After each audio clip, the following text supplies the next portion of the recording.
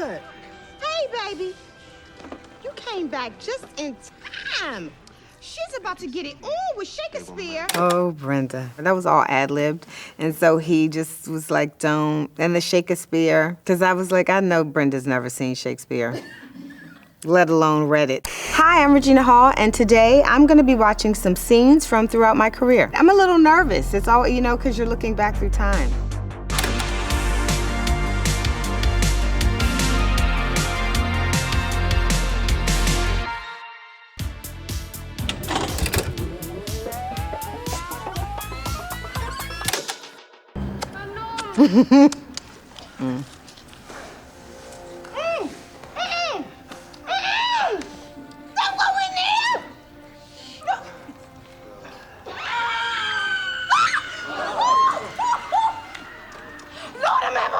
Not the fried chicken. This is some scary shit. Ah, Brenda. Oh, Brenda. When I booked this portion of the movie, this was really Marlon's cousin who came to visit, and she went to the movies. And so then they merged it once I got it, and then it became one part. I was really excited because it was the first time I had ever been away and shot. Just like to be in a movie was a big deal. Like, I don't know that people knew Brenda would be received so well, because like I wasn't even invited to the press junket. But then after the movie did screen well, people wanted to know about Brenda, so that was exciting. Excuse me? I think I paid my money like everybody else up in here. Of her favor where I am in That ain't no man. You can see her real hair right there. Mind. I know you better get out of my face. I think the biggest treat for me was to work with, I mean, the Wayans, yes, but even more specifically, Keenan. I auditioned 5 times, so I had auditioned quite a bit. Maybe it was my third or fourth audition, I finally got to audition for Keenan. Even if I didn't get it, the fact that I got to audition for Keenan, and I just remember he was like, Regina, you're funny. Being able to work with him, I felt like I learned so much from working with Keenan. The first thing he told me and Anna was that there's no vanity in comedy. Keenan, I will say, he said, don't bother her, just let her do whatever, scene to scene. And so all this kind of out of my face and candid camera, that was all ad-libbed. And so he just was like, don't. And the Shakespeare, because I was like, I know Brenda's never seen Shakespeare, let alone read it. Hey, baby. You came back just in time. I did love when we all got to film scenes together, because I think Shannon Elizabeth, I think the one time I laughed was when she said, oh my God, we hit a boot. Because I was like, they're so dumb. Bobby, look at my car, man. My dad's gonna freak. I didn't see it. It came out of nowhere. Oh my God, we hit a boot! Where's the foot? Where do you see Brenda now? I don't know. You know, I think the last scary movie that I did, or the one right before it, I think Brenda was a teacher, which she wasn't that great with the kids.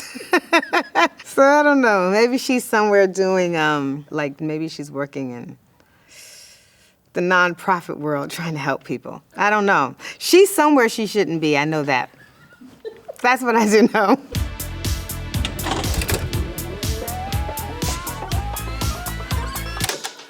You put something in them drinks, didn't you? We gon' fuck them. No, not funny. If we're tripping, Ryan's tripping. and she's with Bethany. Oh, shit. Yeah.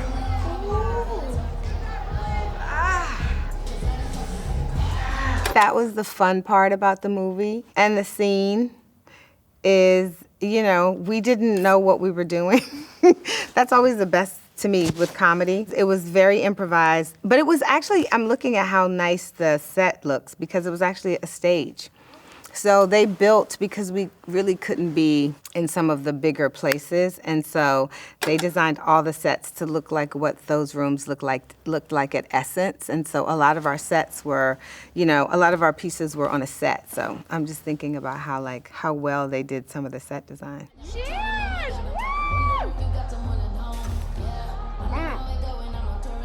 Oh, that's a terrible drink.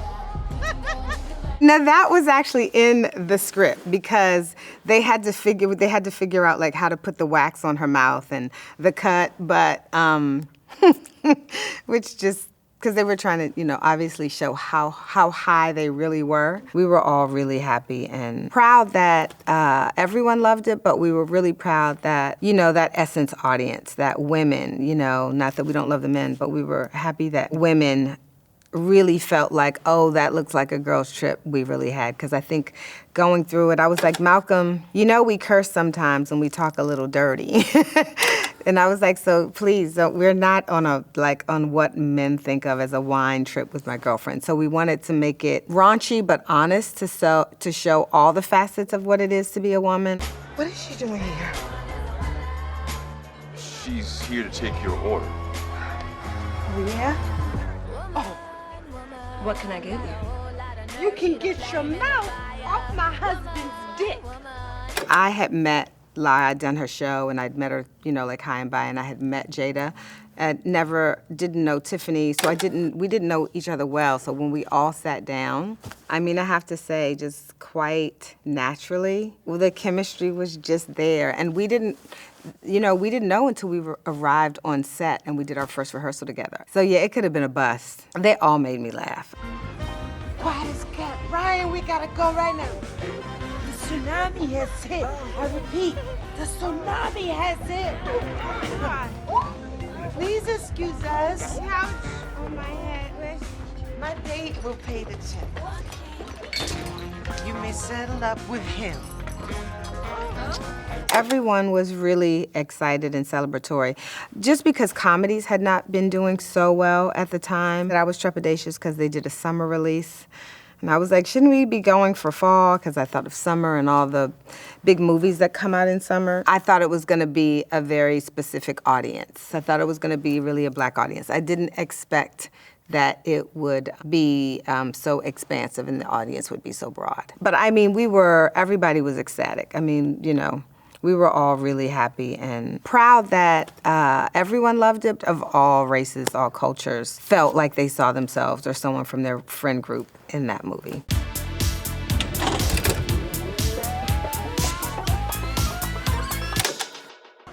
Who are you waving those singles at? There ain't no magic in that mini, Mike. You see what I'm talking about? Take a little drink. Get on the way. I have that. What is she? Okay? Joe! Hey, Joe! What did you just say to them? Nothing, I just told them you gave me herpes. I don't have fucking herpes, Joe! Interestingly enough, while doing press for Think Like a Man 2, Will Packer, there's a portion of the press where I go in and bother the guys. And it was just something where Will was like, Regina, go in there and bother, the guys. And because we were on a break, the girls. So I went and bothered them. And I think the studio head at the time, Clint Culpepper, saw it. And he was like, I think she'd be great for About Last Night. Because he didn't necessarily know that I did comedy. He hadn't seen the scary movies or anything. Guts. You better lose my number. You lose it. I'm gonna lose the memory that you ever lived! Yes. We had never worked together that much. We had only been in the same movies, but not worked together. So we were actually surprised that we had that much chemistry. And then we just had a ball. Kevin's hilarious, and it's just fun to bounce off of each other. I bounced off of him, and, we wanted a couple that is so toxic, but you want them to be together still. We just did whatever we wanted, and so we had a great time at About Last Night.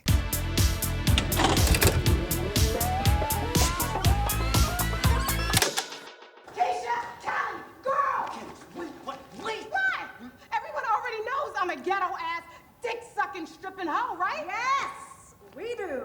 Shelby. When I did the first one, not that I wasn't excited for this one, but I was like nervous. It was my first movie. I didn't know anybody. I was like, it's Nia Long. It was like Taye Diggs right after Stella. It was such a big deal. I had a honey wagon. I didn't even have my own trailer. My friends came, and there was nobody on the other side of the honey wagon, so it was open. So I was like, you guys, look at my trailer. But I had never been in another trailer, so. The audition came in 2 parts. So they auditioned us for the scenes, and then once they narrowed down who they liked, we had to come back for the dancing. So what happened was, I don't dance. I can't dance. And when we were dancing, we had to do the stripper scene. I had a friend who I was in class with who stripped part-time. And she said, all you have to do is just turn around and just smack your ass. And I was like, that's it? She's like, that's it. And so when I get to the audition, I see other girls, they got routines. And I was like, oh, all I have, she's like, just take a chair. So they had a chair when I went into audition. And at this point, there were no words, just the dance. And so I turned around and smacked I was kind of, it's horrible. I was looking and I turned around and I had on a dress and then like a boob popped out and then I covered, and then I just remember the producer stopped it and he said, can you do anything else? Because I guess like 1 minute of just turning around and I was like, yes. And then I just picked up my stuff and left. Because I was like, you know what, I'm not gonna get it. And like, what's the point? And so then they called back and they were like, we wanna give her the part, we just were nervous because she walked out and danced. If we get a coach in, and the coach believes they can train her to do it, we would like to hire her. So that's how it happened. And then with the second one, I knew everyone. And so by the time we came back for the second one, we had all become friends, and I had a lot more to do, and I had a lot more scenes, and so then at that point, Candy was a part of the group. So it was really fun because the first one was kind of the wonder of like really actually booking a movie. But the second one, I had the script and I was friends with everyone, so that one felt like a reunion.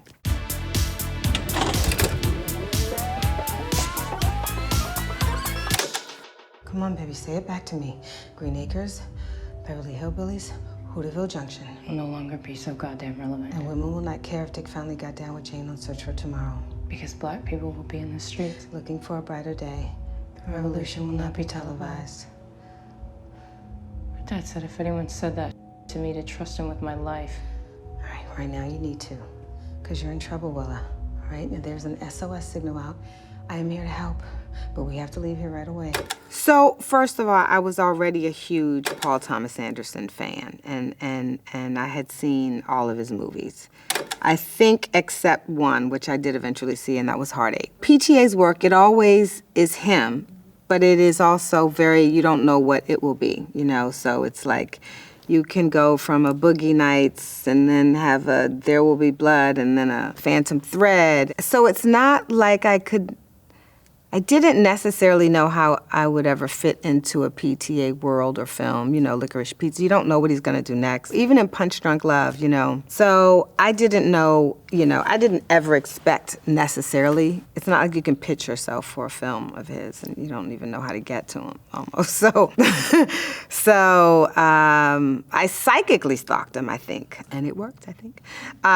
So when this came, I was incredibly excited and nervous, because I didn't know how he worked, and I actually didn't know anyone who had worked with him. But the performances on all of his films they're so authentic, so I didn't know how he got there. And ironically, in this film, I do no comedy. I mean, she is very straight. But, I think the biggest thing with Paul is you have to really be present and in the moment, because you don't necessarily know the scope of what you're shooting. You know what I mean?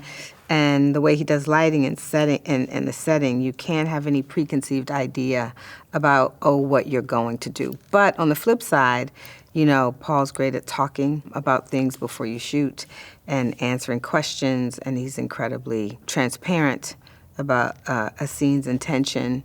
So I definitely felt prepared. I just had to be prepared for anything. This was actually my first day of filming. I remember I was like, ooh, this is my first scene and first time working with Paul Thomas Anderson, so that was exciting. In terms of having the weight of how the film does, that pressure is not there. But then, of course, you do want the film to do well, right? Because any film you do, you just are inherently attached to its success. However that's defined, right? Whether that's critical success, financial success, audience success. So you feel it, but of course, this is Leo's fault if it don't work out. Just everybody know that. This is all on Leo. And if it does well, it's all of us. If it does well, it's truly all of us. It was everyone involved. But I think when you're making a film like this, I have to say, it has not been a thought of mine. My thought is that audiences see it and they enjoy it, and that like people watch and kind of grasp the film's humor, its intention, its wit. That's kind of it. Because it's also, the shots in this film are so brilliant. I mean, the way Paul shot it, you know, it's like the filmmaking is another part of the storytelling. So I think you just want audiences to see it for that reason. Again, like I said, if it is a success, I think everyone should remember me and everything I gave to this film.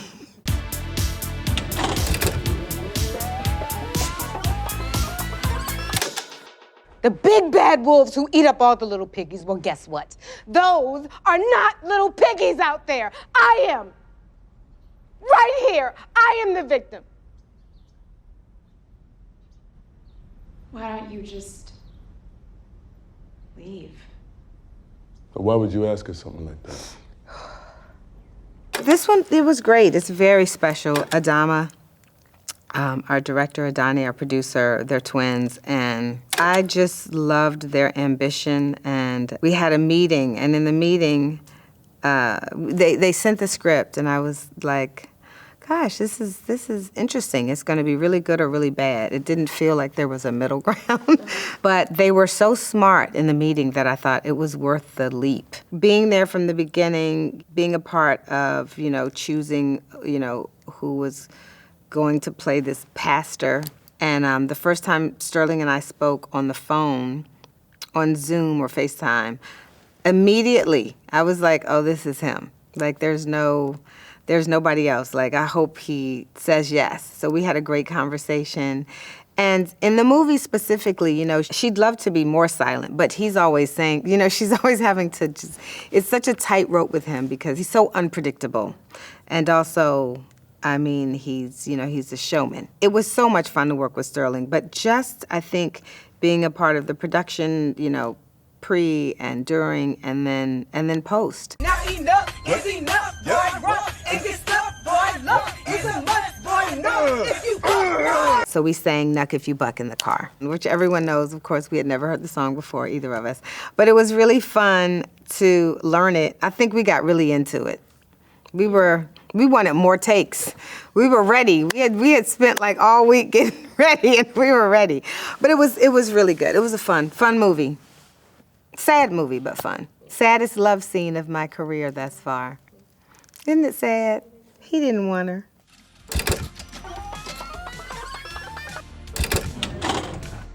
That's 2 decades. 2.5 decades. That's crazy. I'm grateful I'm still here. I did look at the scary movie scene, and I was like, oh, I would have never thought she'd be in a PTA film. So it's a nice, quite unpredictable trajectory, and it's great to see drama. I mean, all the people I've worked with, that's pretty amazing to have worked with some incredible people in front of and behind the camera. I mean, we've had great crews and cast, so pretty lucky. I'm a lucky girl.